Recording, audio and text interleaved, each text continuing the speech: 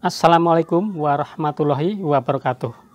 Para pemirsa semuanya, muslimin dan muslimat yang dirahmati Allah, sambil jalan-jalan kita akan mendengarkan pertanyaan pilihan di acara pengajian Ahad pagi Majelis Tafsir Al-Quran. Dalam video perjalanan berikut ini, kita akan mendengarkan pertanyaan dari pendengar radio MTA yang berasal dari kawasan Dieng, Banjarnegara, Jawa Tengah. Ada 3 pertanyaan yang ia ajukan kepada Ustadz Dr. Andes Ahmad Sukino. Yang pertama, ada yang beranggapan bahwa penafsiran Al-Quran di MTA ini berdasarkan akal sendiri, tidak merujuk pada ulama salaf yang telah disepakati bersama. Apakah ini benar? Pertanyaan kedua, bagaimana sikap kita jika diundang untuk selamatan, tahlilan, dan yasinan? Pertanyaan yang ketiga tentang jamaah tabligh yang berdakwah keluar wilayah selama 3 hari setiap bulan, 40 hari dalam setahun, apakah ada dasarnya? Nah, untuk mengetahui jawabannya, mari kita dengarkan bersama-sama apa jawaban Ustadz Dr. Andes Ahmad Sukino berikut ini. Assalamualaikum warahmatullahi wabarakatuh. Nama saya Bapak Haryadi dari Lembah Dieng, Banjarnegara. Dieng, seperti temannya Bapak tadi? Ya, tapi beda kampung gitu. Beda kampung, ya. Saya dengar bareng tadi hari sana? Enggak, sendiri. Oh, ketemu di saya sini? Bersama rombongan 18 orang. Ya. Pada intinya saya ini dengar MTA itu setahun yang lalu dan sudah sangat gandrung dengan Ustadz. Gitu. Ya. Suaranya merdu dan penjelasannya sangat berkualitas itu. Radio sampai di Dieng sana dengar jelas ya? Bagus, sinyalnya bagus. Ya, syukur, alhamdulillah. Ya. Cuman di kampung saya ini dari 150 keluarga, kepala keluarga itu ya sudah separuhnya itu gandrung sama MTA itu. Cuman yang jadi pertanyaan, yang jadi kendala itu seperti ini. Jadi ketika kami sudah gandrung dengan yang Bapak sampaikan, ada seorang ustadz yang menyampaikan bahwa tafsir Al-Quran dari MTA itu katanya berdasarkan akal. Jadi membuat kami itu bingung. Berdasarkan tafsir yang seharusnya itu harus merujuk pada tafsir dari ulama salaf itu. Bagaimana argumentasi Bapak yang pertama?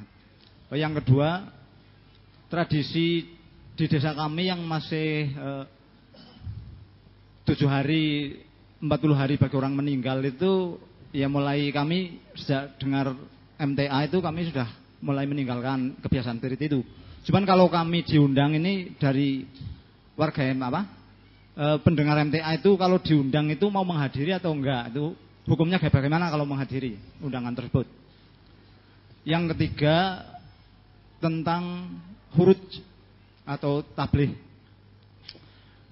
Kalau huruf atau tabligh itu keluar 3 hari setiap bulan, 40 hari dalam setahun, itu apakah ada dasar hukumnya atau tuntunannya atau tidak? Demikian yang saya sampaikan. Mohon maaf atas kelancangan saya mengkritiki dari Ustadz, cuman ini harus saya sampaikan untuk menenangkan hati kami bersama rombongan. Terima kasih. Wassalamualaikum warahmatullahi wabarakatuh. Waalaikumsalam warahmatullahi wabarakatuh. Maka orang yang ngaji itu harus serius. Jangan hanya dengar radio aja. Ya dah? Dengar radio, tidak ikut ngaji betul, nanti bingung. Ada yang ngomong tafsir MTA itu berdasarkan akal, itu udah bingung loh. Bingung kan? Ya. Biasanya orang yang ngomong begitu itu orang yang tidak senang. Mengapa tidak senang? Ya beberapa faktor yang menjadi penyebab. Coba mestinya tunjukkan tafsir yang berdasarkan akal itu yang mana, terus yang tidak berdasarkan akal bagaimana. Harusnya kan gitu kan. Mestinya kamu tanya, enggak tafsir berdasarkan akal ini MTA sing di badane lah gitu ya. Seperti tadi saya katakan, yaumul mizan, yaumul hisab. Tadi Quran yang menerangkan. Ya tak? Coba kamu baca artinya coba. Dibaca aja artinya. Atau ayatnya dibaca. Aman sakulat ma'azinu itu yang biasa dibaca kalau sholat. Itu kan jadi suratnya itu. Surat Al-Qari'ah. Fa amma man sakulat mawazinuhu fahuwa fi 'ishatir radiyah.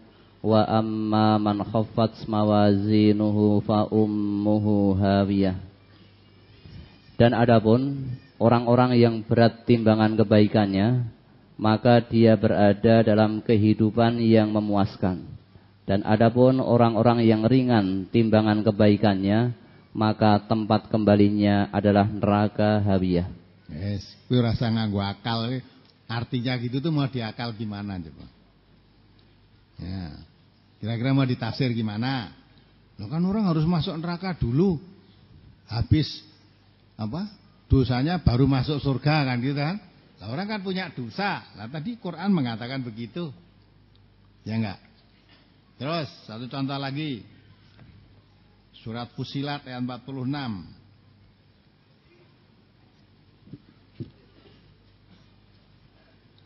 Surat Fussilat surat 41 ayat 46.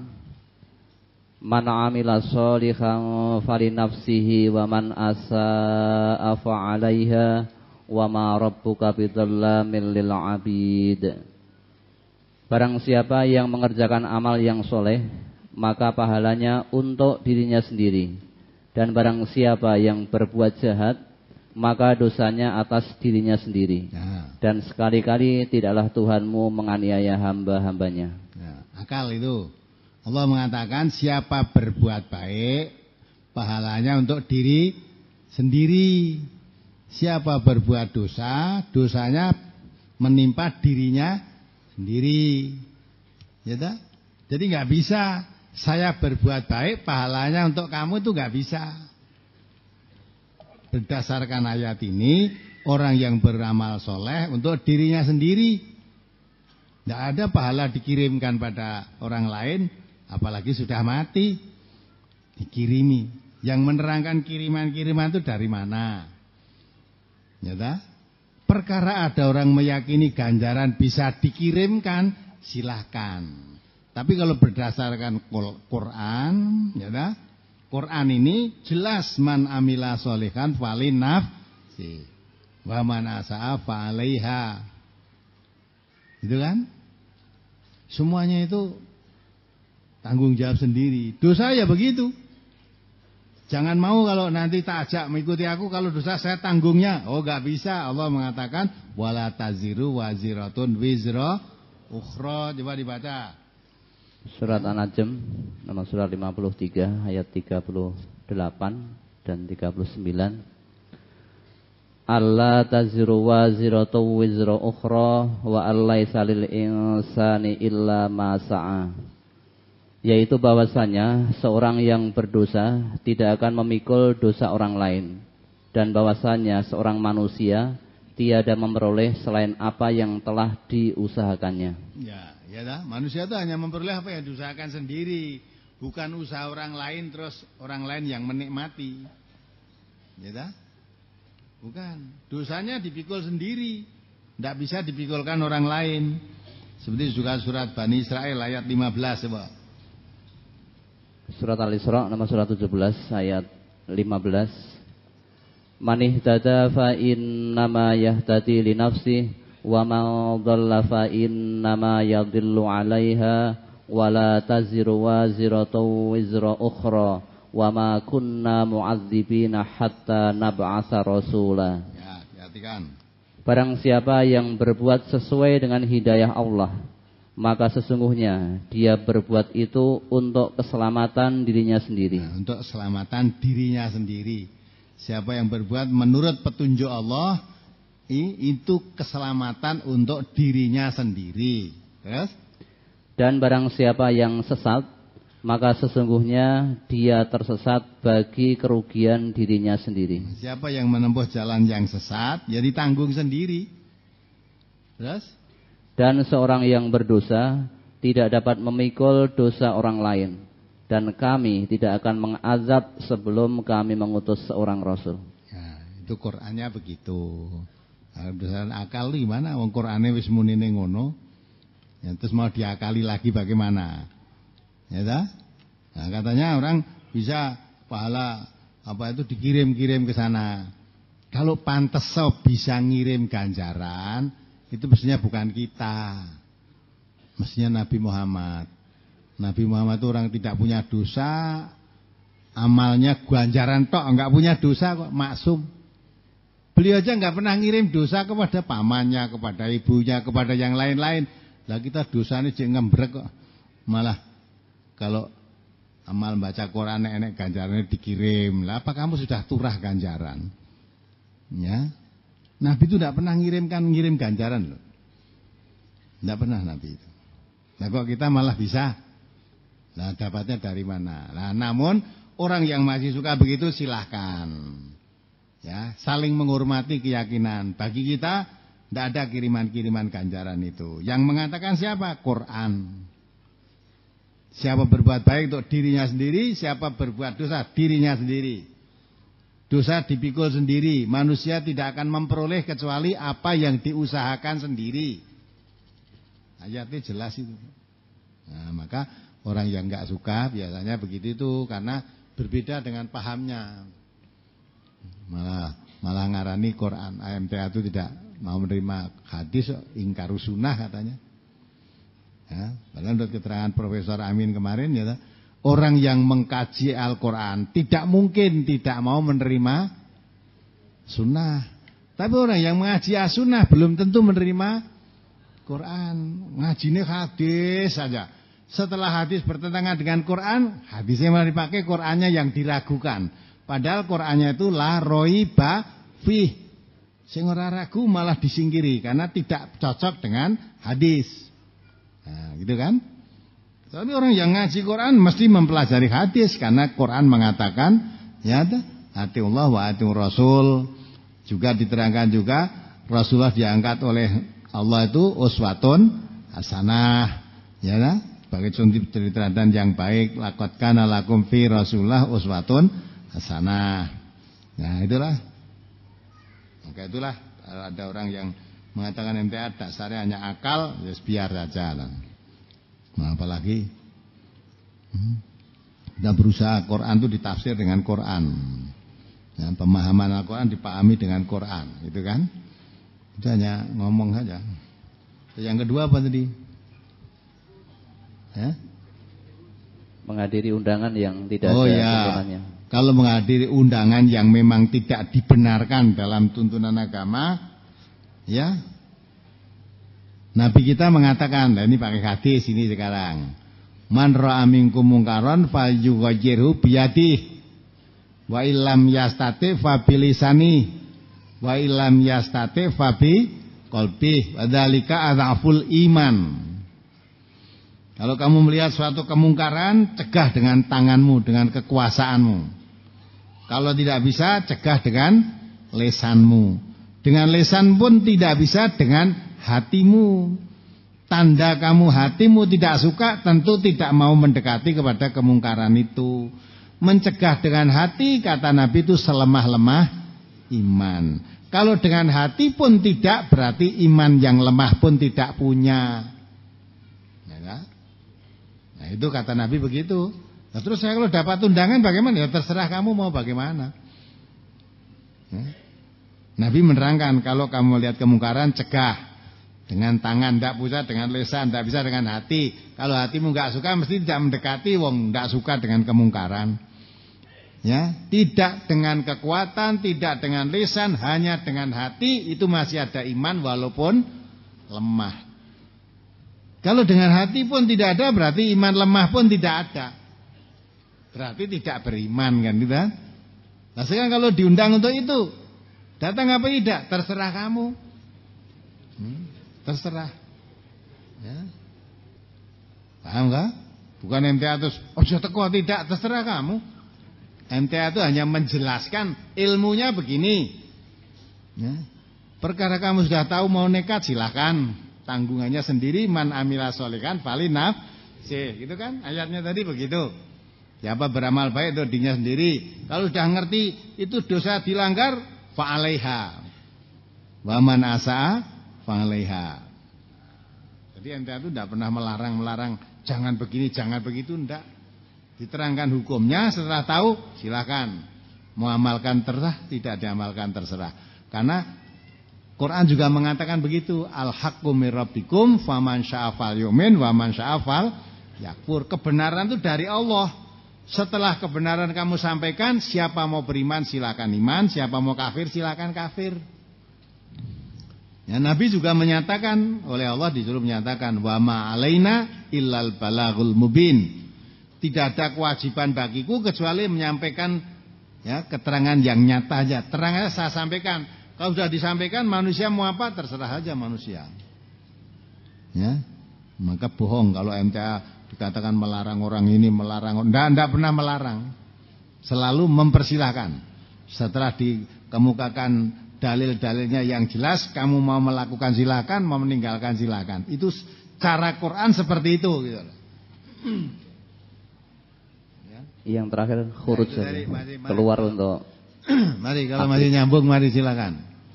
Satu lagi Ustaz. Ya. Itu tentang huruf itu ada tuntunan. Oh ya, tadi belum terjawab. Huruf keluar 3 hari, keluar 40 hari gitu kan. Lah itu ada dalilnya, tanyakan kepada beliau-beliau itu saja. Saya tidak mengurusi masalah itu ya tak? Jadi itu jamaah tabligh memang ada tertib mereka di dalam dakwah seperti itu ya tak? Seperti itu. Nah, itu apa ada dalilnya, pada tuntunannya? Saya yakin menurut beliau ada gitu lah. Hanya kami belum mengetahui. Kalau belum mengetahui ya katakan ya belum mengetahui gitu aja kan. Ya, nah, kalau ingin tahu, karena Quran mengatakan wala takfu ma laisa laka bihi ilmun. Kamu jangan melakukan suatu perbuatan apalagi ada hubungan dengan ibadah yang kamu belum tahu ilmunya. Nanti dibaca surat Bani Israil ayat 36. Maka kalau belum tahu ya katakan belum tahu. Ya, kalau saudara ingin tahu dan ingin melakukan, tanya dulu, setelah tahu baru melakukan. Itu kan? Itu dakwah cara mereka. Hanya saya katakan itu ada positifnya. Jadi jamaah tabligh, saudara kita jamaah tabligh itu dakwahnya ada positifnya. Bagus. Beliau yang mau mendatangi ke rumah-rumah. Datang ke rumah-rumah itu diajak untuk apa? Sholat jamaah ke masjid. Karena tidak sedikit orang Islam yang tidak mau sholat jamaah ke masjid. Dia datang ke rumah panggil ijak sholat jamaah. Malah kadang-kadang orang dong sholat barang dipanggil ke. Ya bagus dah. Kamu saudara berani manggil orang yang tidak sholat jamaah masjid. Tidak berani, mereka berani. Bagus itu. Nah setelah di masjid nanti diberi keterangan-keterangan agama. Nah itu bagus. Dakwah cara beliau, ada lagi dakwah cara MTA ini, ada lagi dakwah cara-cara yang lain. Itu merupakan apa itu? Cara, metode dakwah yang dilakukan oleh masing-masing organisasi. Ya kita saling menghormati. Andai kata kita tidak sejalan, tidak perlu meremehkan, tidak perlu mencela. Ya sudah, lana amaluna walakum amalakum. Bagiku amalku, bagimu amalmu. Sudah, kamu melakukan seperti itu silahkan. Saya melakukan seperti ini silahkan. Ya sudah, saling mengamalkan. Fastabiqul khairat. Nanti siapa yang sampai kepada kebaikan yang menilai nanti Allah. Kita tidak usah saling olok-olokan, apalagi sesama muslim, tidak perlu olok-olokan. Karena bisa jadi yang mengolok-olok itu malah yang jelek kok. Kata Nabi kan, kata Allah itu, la yaskhar qaumun min qaumin asa yakuna khairum minhum. Bisa jadi yang diolok-olok itu malah lebih baik daripada yang mengolok-olok. Nah. Sudah? Ya, cukup. Cukup ya. Penyerahan jimat. Ya, ini ada penyerahan jimat, mari silakan. Dari seorang ibu peserta akad pagi yang tidak mau disebutkan namanya. Yang pertama 2 kuningan yang diukir dihiasi dengan manik-manik. Khasiatnya tidak disebutkan. Kemudian sebuah ballpoint. Untuk apa itu? Katanya untuk apa? Tidak disebutkan. Itu seperti peluru itu. Kemudian sebuah ballpoint yang di dalamnya ada senjata tajam. Ya, itu jimat. Kemudian yang kedua dari Bapak Satiman, peserta akad pagi berupa sebilah keris. Dari Pak siapa? Pak Satijan. Pak Satijan dari mana? Rongkop. Oh, Pak Satijan itu keris Ya, mungkin warisan dari Nyai Kidul itu. Yang Rongkop kan, Gunung Kidul, daerah Cedak Segoro Kidul kan. Kemudian dari Bapak Soekarno Menden Blora berupa sebilah keris juga. Ya. Tidak disebutkan khasiatnya. Ya baiklah Bapak-bapak, Ibu-ibu semuanya, saya rasa cukup sekian. Mudah-mudahan Allah selalu memberikan pertolongan, membimbing, menuntun kita ke jalan yang diridhoi. Dan orang-orang yang tidak suka, yang menyebar fitnah tentang MTA, mudah-mudahan dibuka hatinya oleh Allah, diberikan hidayah, bisa menerima perbedaan, paling tidak mengganggu, paling tidak. Ya, mari kita akhiri. Alhamdulillahirrahmanirrahim. Subhanakallahumma wa bihamdika asyhadu an la ilaha illa anta astaghfiruka wa atubu ilaik. Assalamualaikum warahmatullahi wabarakatuh. Demikianlah para pemirsa semuanya pembahasan kita untuk pertemuan kali ini. Semoga menambah khasanah ilmu yang kita miliki. Wassalamualaikum warahmatullahi wabarakatuh.